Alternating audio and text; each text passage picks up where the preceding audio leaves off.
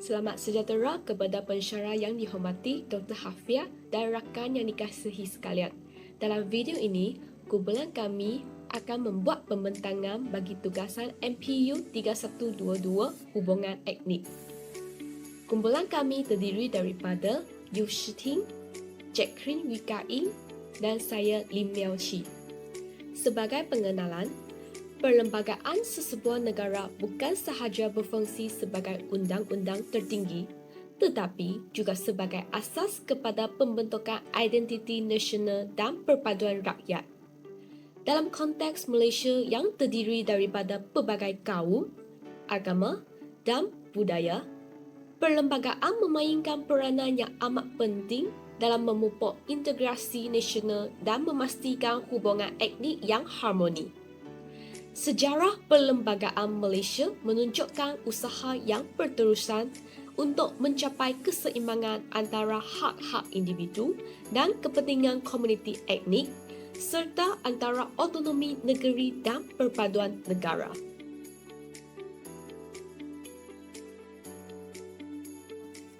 Antara kepentingan hubungan etnik adalah dapat menjamin keamanan dan keselamatan negara. Hal ini adalah untuk mengelakkan berulangnya perkara yang tidak diingini seperti rusuhan kaum yang telah berlaku pada 13 Mei tahun 1969 di negara kita. Melalui peristiwa ini, kesan buruk telah didatangkan dengan adanya pengorbanan nyawa orang ramai, kerugian harta benda dan sebagainya. Oleh itu, kita dapat menyatakan bahawa betapa pentingnya hubungan etnik dalam sesebuah negara yang terdiri daripada masyarakat mazmum.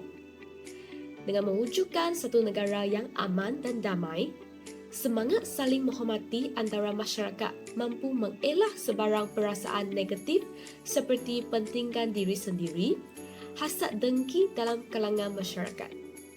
Malah, dengan keadaan negara kita yang telah bersatu padu selepas kemerdekaan, Malaysia telah terkenal sebagai sebuah negara yang membangun. Bukan itu sahaja, keharmonian antara kaum dapat diwujudkan supaya melahirkan perasaan cinta akan tanah air dan sanggup berkorban untuk negara kita Malaysia. Hal ini dapat memastikan setiap golongan etnik mempunyai kesedaran tentang tanggungjawab kita untuk mempertahankan keselamatan negara. Pendek kata, kepentingan hubungan etnik adalah untuk menjamin keamanan dan keselamatan di negara kita. Seterusnya, kepentingan hubungan etnik dalam negara Malaysia adalah untuk mengukuhkan kestabilan dan membangunkan ekonomi negara. Kehidupan yang harmoni dalam sesebuah negara dengan adanya perpaduan antara setiap kaum merupakan jambatan utama untuk menuju ke arah kemajuan. Contohnya, pada zaman sebelum era kemerdekaan, kaum Cina yang menguasai ekonomi kerana kebanyakan mereka menetap di kawasan bandar-bandar besar. Oleh itu, pihak kerajaan kini telah memastikan aktiviti ekonomi dikuasai oleh berbagai-bagai kaum, seperti kaum Melayu dalam bidang komersial, manakala kaum Cina dalam bidang perdagangan. Kerjasama antara etnik dapat meningkatkan produktiviti dan inovasi, yang seterusnya menyumbang kepada pertumbuhan ekonomi negara. Selain itu, hubungan etnik yang harmonis akan menarik pelabur asing yang melihat kestabilan dan perpaduan sebagai faktor utama dalam membuat pelaburan.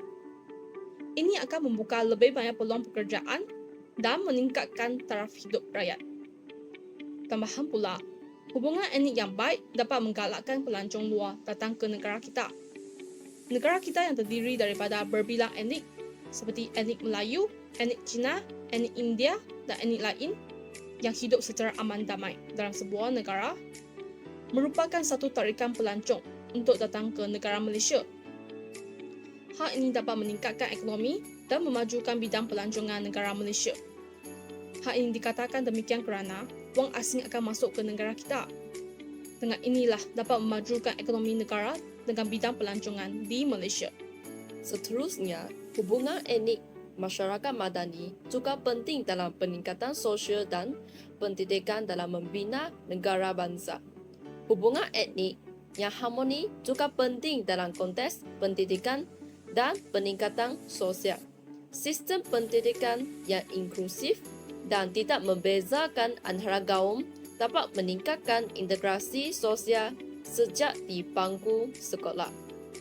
Melalui pendidikan yang mementingkan nilai-nilai, perpaduan dan keharmonian, generasi muda dapat diasuh untuk menghormati dan menghargai perbezaan etnik.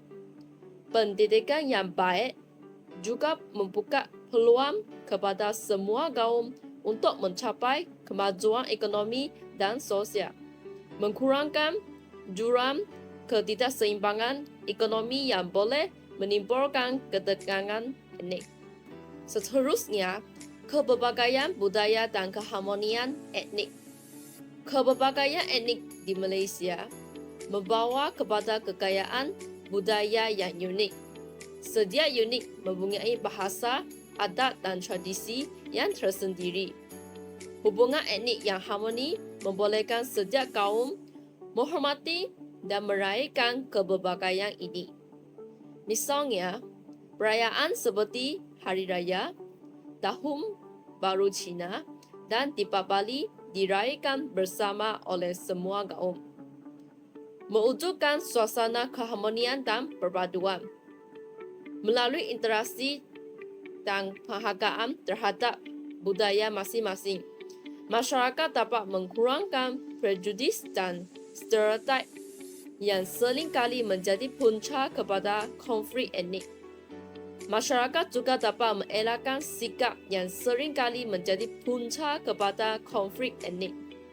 Masyarakat juga dapat mengelakkan sikap yang seringkali menjadi punca kepada konflik etnik.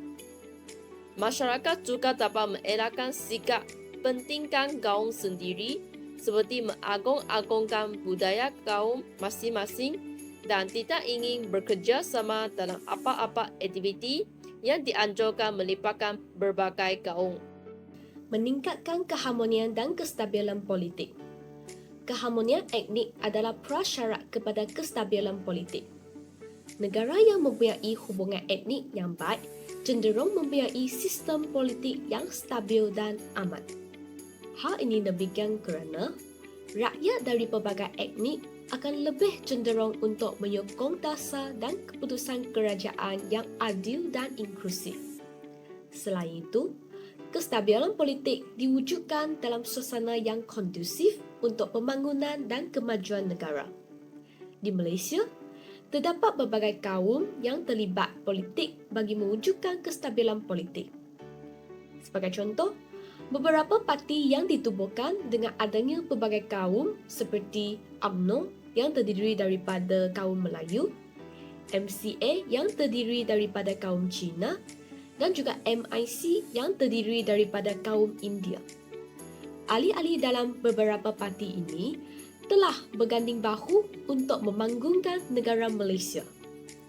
Hal ini telah menunjukkan perpaduan antara berbilang kaum. Dengan adanya kestabilan politik dalam sesebuah negara, maka negara Malaysia lebih maju dan memanggun. Akhir sekali, hubungan etnik yang harmoni memainkan peranan penting dalam memupuk perpaduan nasional. Melalui interaksi sosial yang positif dan kerjasama antara etnik, rasa kekitaan dan kesatuan dalam kalangan rakyat dapat diperkukuhkan. Ini akan mengurangkan risiko konflik dan ketegangan etnik yang boleh menggugat kestabilan negara. Pembentukan identiti nasional yang kukuh memerlukan integrasi budaya dan pemahaman antara etnik. Dalam masyarakat madani, setiap etnik dapat mengekalkan identiti budaya mereka sambil berkongsi nilai-nilai bersama yang membentuk identiti nasional. Hubungan etnik yang baik membolehkan setiap kumpulan etnik menyumbang kepada kekayaan budaya negara, yang seterusnya menguatkan rasa bangga dan cinta terhadap negara. Sabaran hubungan etnik masyarakat madani dalam membina negara bangsa. Sabaran dari aspek politik. Politik perkauman. Dunia politik sememangnya penuh kontroversi di mana terdapat pelbagai individu yang mempunyai pelbagai tujuan dan kepentingan. Parti-parti politik wujud demi mempertahankan dan memperjuangkan hak rakyat. Politik di Malaysia seringkali dikaitkan dengan kaum. Parti politik mewakili kepentingan etnik tertentu yang telah membawa kepada polarisasi dan perpecahan dalam kalangan rakyat. Misalnya, UMNO mewakili orang Melayu, MCA mewakili orang Cina, dan MIC mewakili orang India. Polarisasi ini menghalang kerjasama antara etnik dan menyukarkan pembentukan dasar yang inklusif dan adil. Namun begitu, terdapat pemimpin yang bermain taktik kotor dengan menghasut, merancuni pemikiran rakyat dan mengapi-apikan sentimen perkauman untuk meraih sokongan. Hal ini menyebabkan setiap kaum seolah-olah berdendam, bersangka buruk dan tidak mahu berbaik-baik akibat temakan hasutan mereka. Isu-isu perkauman seperti kebudayaan, pendidikan, agama dan ekonomi jika dipergunakan untuk tujuan berpolitik akan menyumbang ke arah masyarakat yang huru-hara. Manipulasi sedemikian bukan sahaja merosakkan hubungan etnik, tetapi juga menjejaskan kestabilan politik negara. Seterusnya, cabaran dari aspek ekonomi. Cabaran dari segi ekonomi yang pertama ialah perbezaan dari segi pekerjaan. Perbezaan pekerjaan ini sebenarnya wujud akibat dasar pecah dan perintah yang diamalkan oleh kerajaan British semasa mereka memerintah di tanah Melayu. Kerajaan British telah memisahkan kaum-kaum di tanah Melayu mengikut pekerjaan dan tempat tinggal mereka. Kaum Melayu yang kebanyakannya tinggal di kawasan kampung dan luar bandar sebagai petani atau nelayan. Orang India kebanyakan menjadi buruh di estet-estet dan lantai-lantai, manakala orang Cina pula berada di bandar sebagai pelompong dan peniaga. Hal ini telah mewujudkan perasaan curiga antara kaum dan telah mewujudkan jurang ekonomi antara kaum serta polarisasi antara kaum. Akibat dari dasar itu, masih lagi dapat dilihat pada masa sekarang, di mana sektor interaksi sosial kerana mereka hanya dapat meluangkan banyak masa di tempat kerja dengan berkomunikasi dengan rakan sekerja. Jika rakan sekerja terdiri dari kaum sama, maka interaksi dan komunikasi mereka berada dalam lingkungan kaum yang sama. Hal ini menyebabkan perasaan perkauman dan kurangnya hubungan semakin menebal. Bagi cabaran kedua, dari aspek ekonomi ialah wujudnya dominasi kaum dalam satu-satu bidang tertentu yang menyebabkan kaum lain tidak dapat menyelit masuk ke dalam bidang tersebut kerana kaum yang mendominasi itu mahu terus mengekalkan hak dan kuasa dominasi mereka.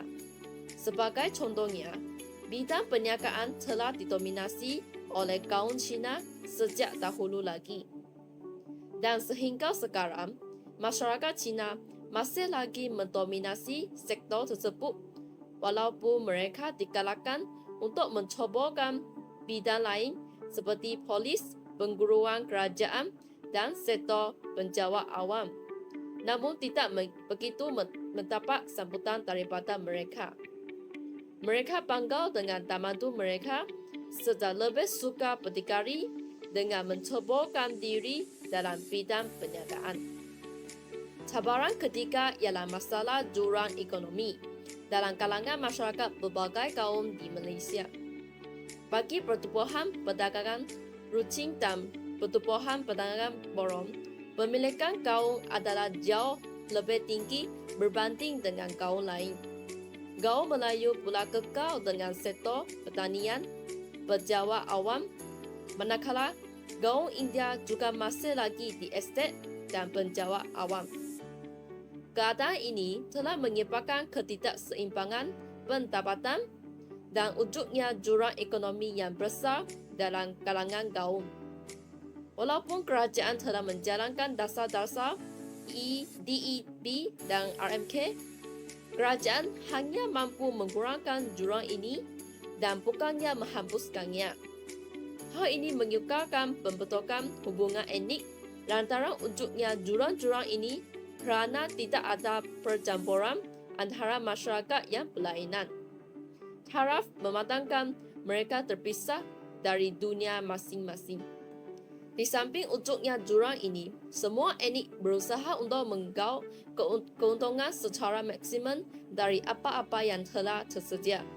Semua etnik masing-masing mementingkan etnik sendiri terlebih dahulu dalam mengejar kekokohan tapak dalam sektor ekonomi.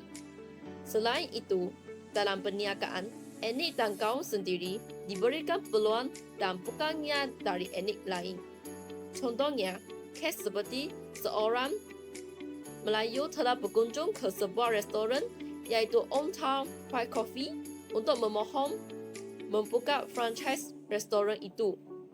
Namun, maklum balas yang diterima ialah pihak Old Town tidak memberi peluang ini untuk orang Melayu Islam.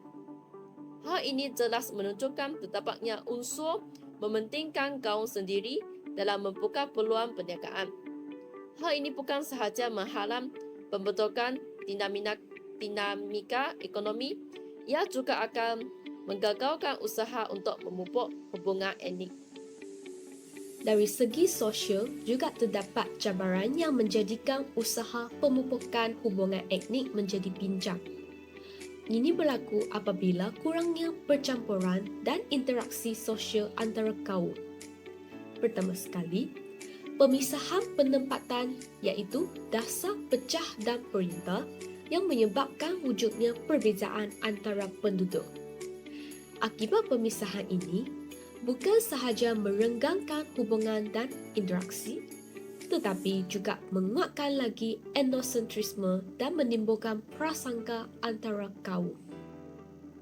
Selain itu, sistem pendidikan yang berasingan juga merupakan satu cabaran hubungan etnik dalam membina negara bangsa.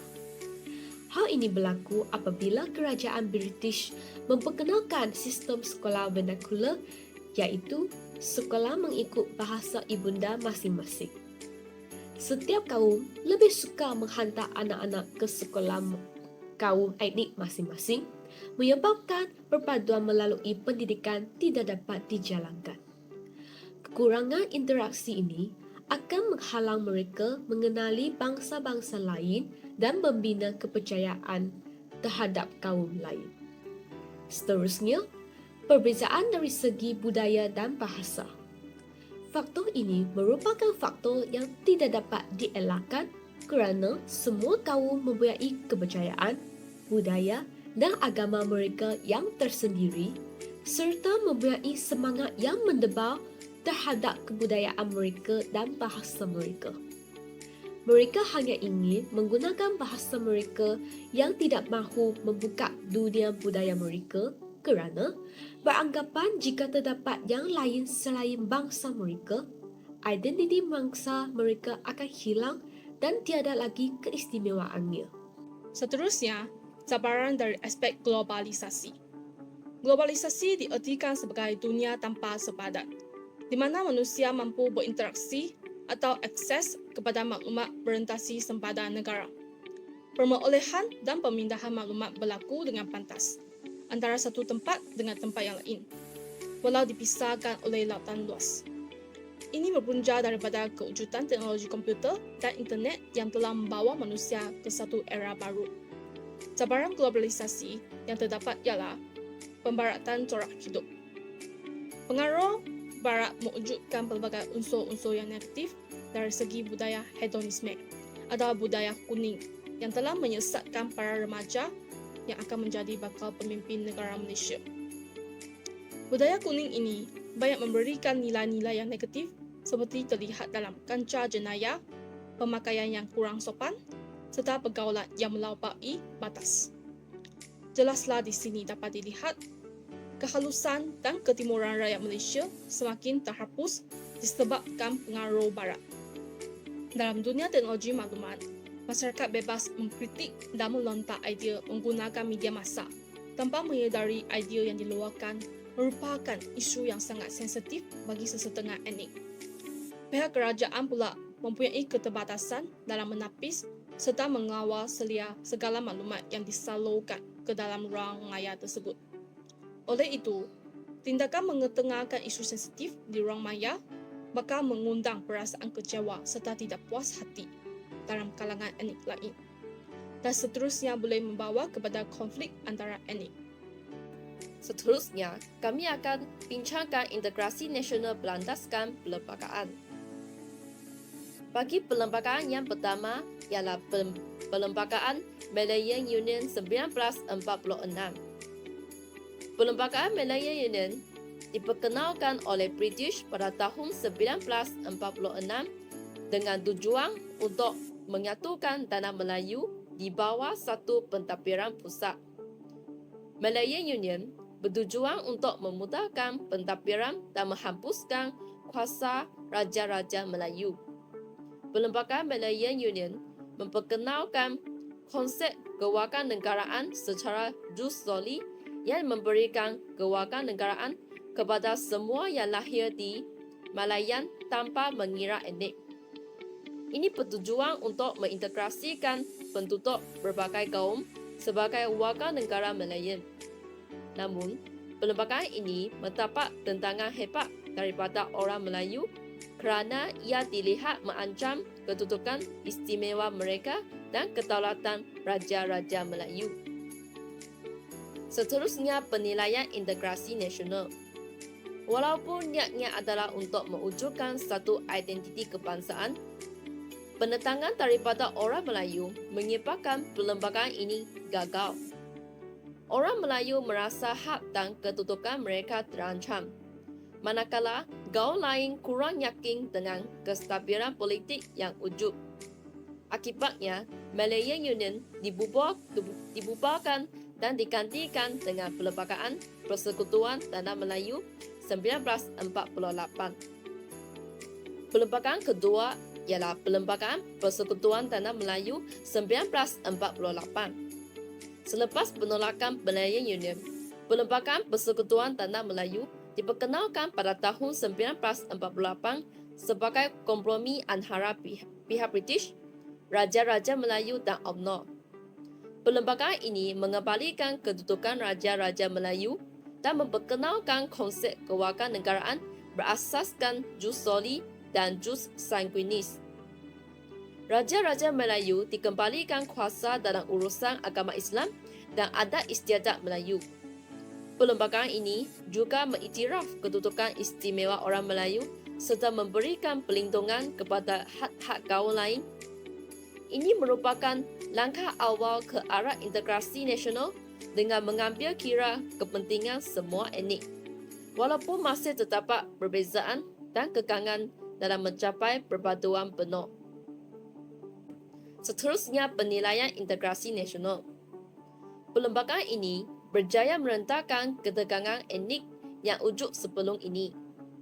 Ia memberi jaminan kepada orang Melayu tentang kedudukan mereka. Perlembagaan ini mengekalkan kuasa dan kedudukan sultan-sultan di negeri masing-masing. Ini adalah usaha untuk memelihara tradisi dan memastikan sokongan daripada golongan Melayu. Perlembagaan 1948 memberikan kewarganegaraan kepada semua rakyat yang lahir di tanah Melayu atau telah menetap di situ untuk tempoh tertentu tanpa mengira etnik. Ini adalah satu langkah penting ke arah integrasi nasional. Perlembagaan mengakui bahasa Melayu sebagai bahasa kebangsaan, tetapi pada masa yang sama memberi ruang untuk penggunaan dan pembelajaran bahasa lain seperti Mandarin dan Tamil telah mencerminkan komitmen kepada masyarakat berbilang kaum. Perlembagaan 1948 cuba mengharmonikan kepentingan semua pihak, namun sentimen perkauman masih wujud yang memerlukan usaha berterusan untuk mencapai integrasi sebenar. Perlembagaan ini membantu dalam mewujudkan suasana yang lebih stabil dan harmoni, walaupun masih terdapat ketidakseimbangan dalam hak dan peluang antara kaum. Perlembagaan Kemerdekaan 1957 merupakan titik tolak penting dalam usaha integrasi nasional. Perlembagaan ini disusun berdasarkan perundingan antara Parti Perikatan, UMNO, MCA, MIC dengan pihak British.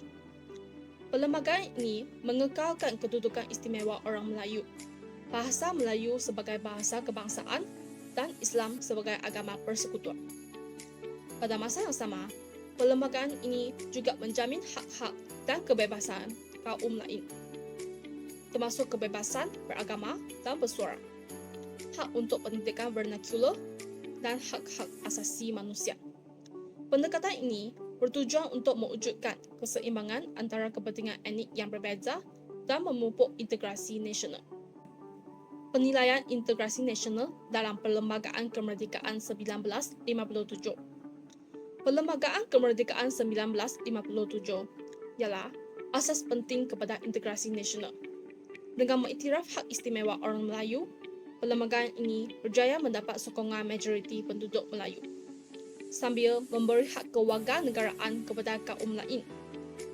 Perlembagaan ini membolehkan setiap individu bebas mengamalkan agama mereka tanpa paksaan. Jaminan kebebasan beragama adalah asas penting untuk perpaduan sosial, kerana ia menghormati kepelbagaian agama dalam amat masyarakat. Ini mewujudkan satu asas untuk perpaduan nasional dengan semua kaum merasa mereka mempunyai tempat dalam negara baru ini. Seterusnya, Perlembagaan Malaysia tahun 1963. Perlembagaan Malaysia tahun 1963 terbentuk dengan pernyataan Sabah, Sarawak dan Singapura ke dalam Persekutuan Malaysia. Perlembagaan ini bertujuan untuk menyatukan wilayah-wilayah yang berbeza di bawah satu negara. Perlembagaan ini mengekalkan prinsip-prinsip asas yang terdapat dalam Perlembagaan tahun 1957, tetapi dengan penyesuaian untuk mengambil kira kepentingan dan autonomi negeri-negeri baru. Perlembagaan ini memberikan perlindungan khas kepada penduduk asli Sabah dan Sarawak. Sabah dan Sarawak diberikan autonomi dalam beberapa bidang seperti imigresen dan agama. Pernyataan negeri-negeri ini ke dalam Persekutuan Malaysia adalah langkah besar dalam usaha integrasi nasional, tetapi juga membawa cabaran baru dalam menguruskan kepelbagaian etnik dan budaya. Penilaian integrasi nasional berlandaskan Perlembagaan Malaysia tahun 1963. Perlembagaan Malaysia tahun 1963 berjaya menyatukan pelbagai wilayah dengan latar belakang etnik dan budaya yang berbeza. Dengan memberikan autonomi kepada Sabah dan Sarawak, perlembagaan ini menghormati kepelbagaian dan keperluan unik setiap wilayah. Perlembagaan Malaysia tahun 1963 membantu mengurangkan rasa tidak puas hati dan mengalahkan rasa kepunyaan dalam kalangan penduduk kedua-dua negeri tersebut. Ini membantu dalam mengekalkan keharmonian dan perpaduan dalam negara yang lebih besar dan lebih kompleks. Sebagai kesimpulan, dalam usaha membina sebuah negara bangsa yang kukuh dan harmoni, hubungan etnik dalam masyarakat madani memainkan peranan yang amat penting. Namun, cabaran dari aspek politik, ekonomi, sosial dan globalisasi dalam menjayakan hubungan etnik yang baik tidak boleh diabaikan. Pendekatan holistik dan inklusif diperlukan untuk mengatasi cabaran-cabaran ini.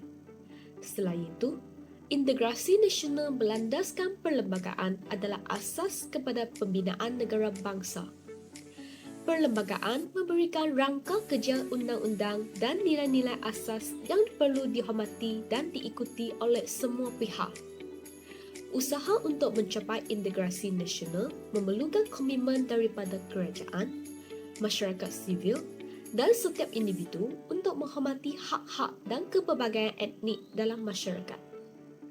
Dengan kerjasama dan komitmen bersama, kita dapat membina sebuah negara bangsa yang inklusif, adil dan harmoni, iaitu setiap individu tanpa mengira latar belakang etnik, merasa dihargai serta dihormati dan seterusnya mewujudkan masyarakat yang madani.